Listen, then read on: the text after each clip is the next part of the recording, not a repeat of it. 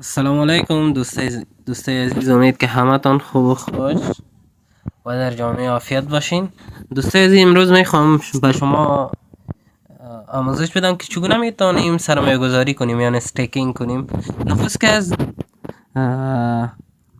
به سواب میریم. در سواب که داخل شدیم کلیک کردم.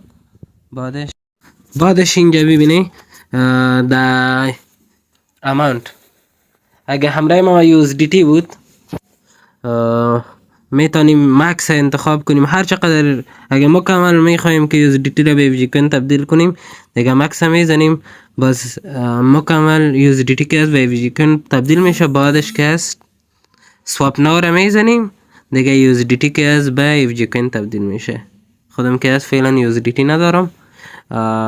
موقعی که USDT را به FG کوین تبدیل کردیم در استیکینگ میاییم، سر استیکینگ کلیک میکنم.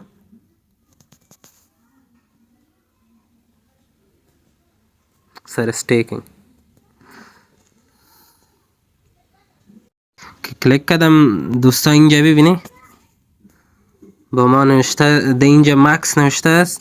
اگه میخواییم که همه ایفجی کنه استیکینگ کنیم مکس سر کلیک میکنیم.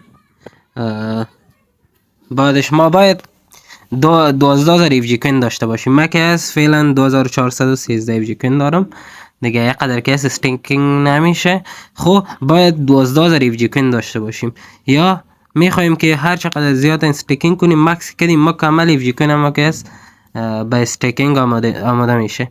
بعدش سر استیک ناو سر کلیک میکنیم.